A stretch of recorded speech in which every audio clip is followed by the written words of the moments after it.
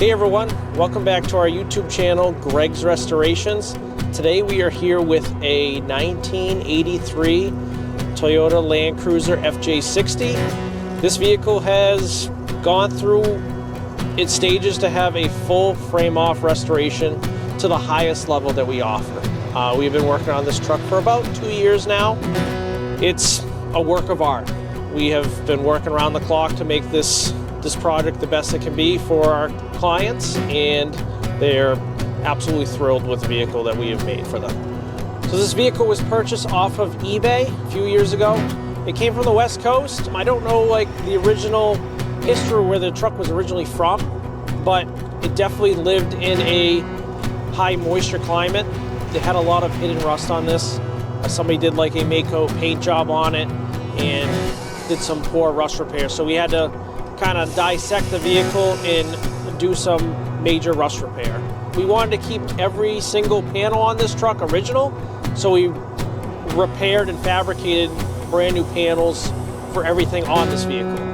They don't make many aftermarket rust repair panels. You can't just go online and buy anything, so we had to either find good rust-free used stuff, such as the rear quarter panels of this. We had to use from I think it was like a 1985 FJ60, as you can see in the videos in this. We had to dissect the original panels and use them for this truck because somebody had already done repairs on it and they were just too far gone to try to salvage, so we started over. Disassembled the whole truck right down to the bare steel, I guess you'd say, cabin, and restored everything from the ground up. Sandblasted, painted the frame, rebuilt the axles front and rear.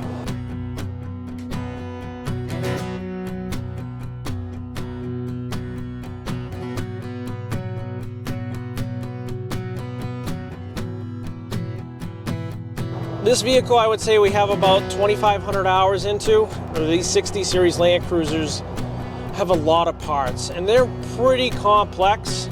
So when you take them apart, it's a giant jigsaw puzzle. There are thousands of parts that we have scattered across the shop. Very organized, very detailed. I think we have 2,000 photos of this vehicle during the disassembly process. It's a lot of work.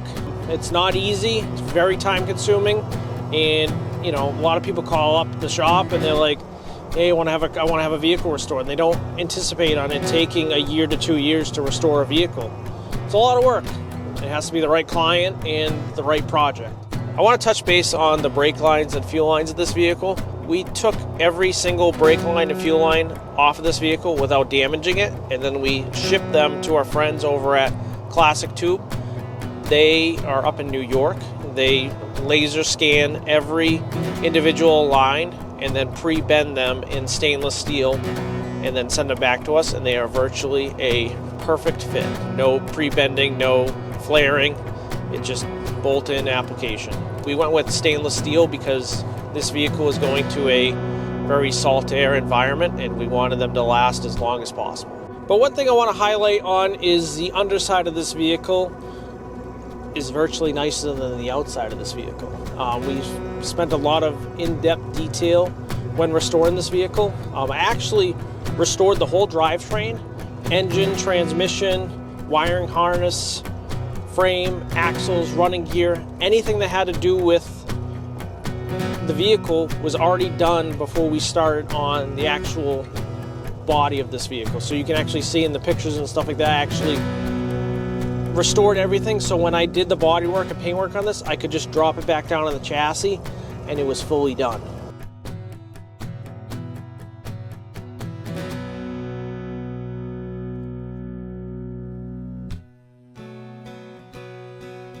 This vehicle has about 245,000 miles on it, but it drives like it has 100 miles on it.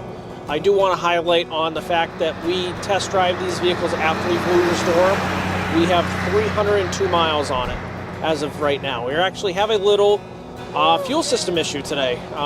We actually thought we ran out of gas, but we have a carburetor or some sort of fuel issue, blocked fuel filter or something.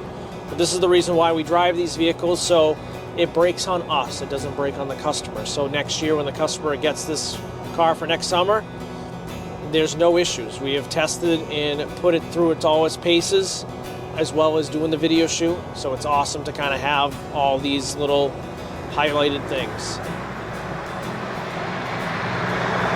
This vehicle is going to be living on Nantucket mostly, but it is a 50-state legal vehicle. We've kept this vehicle mechanically wise 100% stock. Under the hood, tons of in-depth detail and everything. Everything has been sandblasted and painted to its correct OEM colors, along with warning decals, factory Toyota battery. It has the original carburetor, original fuel system, the original 2F with the smog setup. Did a mana-free aftermarket exhaust system. This is a direct replacement bolt-in kit that mana-free offers. They do have a lead time of 4 to 10 weeks to have this kit made, but it's a nice system. We also did a ceramic coating on this as well. We didn't know where the government regulations were going to be going. We've had a lot of backlash with doing an LS swap and stuff like that, but we wanted to keep this one all original. We've done plenty of LS swaps and other kind of engine swaps, but this is a very unique original vehicle. We repainted the vehicle to its original color in white, base coat, clear coat. Our friends over at Sherwin-Williams Automotive helped us out with that. The paint code on this vehicle is 033.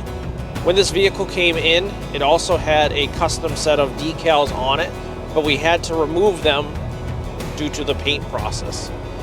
When we went to go and rebuy decals, we went to our friends over at Sage Overland, and they actually made us up some custom decals for this with the exact colors that we wanted. It took about a half a day to put the decals on, but the end product it makes this vehicle one of a kind.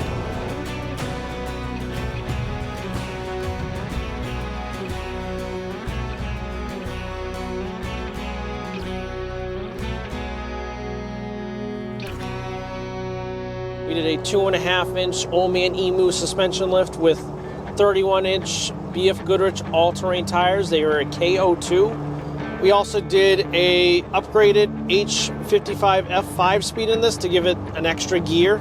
On the underside of the vehicle in the rear, we actually hit a nice set of reverse Casey lights for visibility. They're nice to have.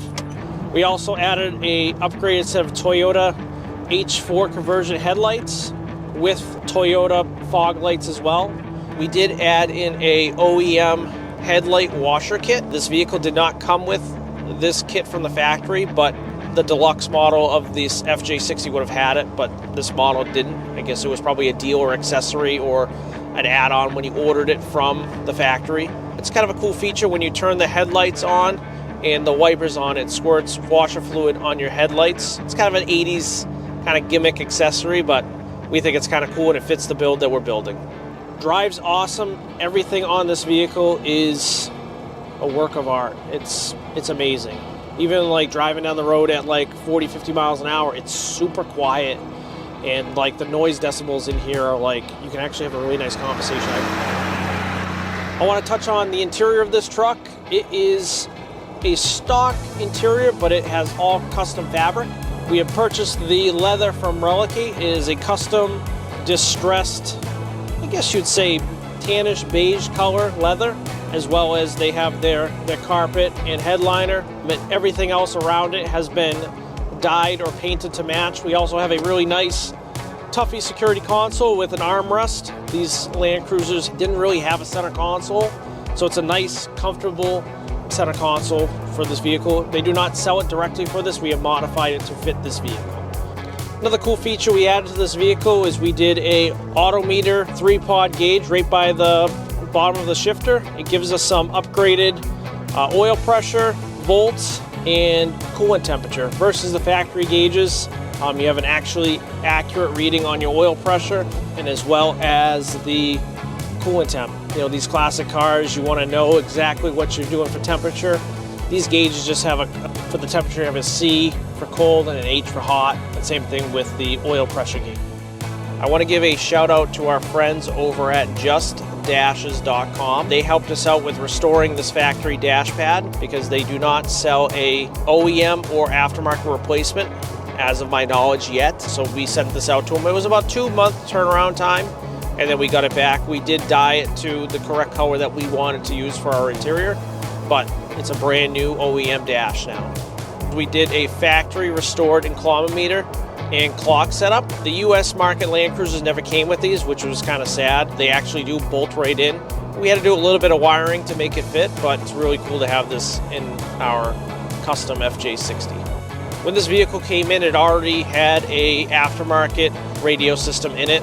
It wasn't anything special, so we did a upgraded retro sound Grand Prix DIN radio system. We also had a custom mount 3D printed for the dash, so it bolts right in. The retro sound system is pretty awesome, and it looks like it belongs in this 80s vehicle. We also did a set of 4 retro sound speakers in the front doors and also in the rear quarter panel. Yeah, this vehicle is awesome.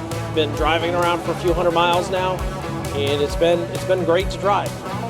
It's an amazing vehicle. I just want to say thanks to everybody that has watched this video. Stay tuned for the next ride. Our next video is going to be featured on a 1989 Toyota Land Cruiser FJ62.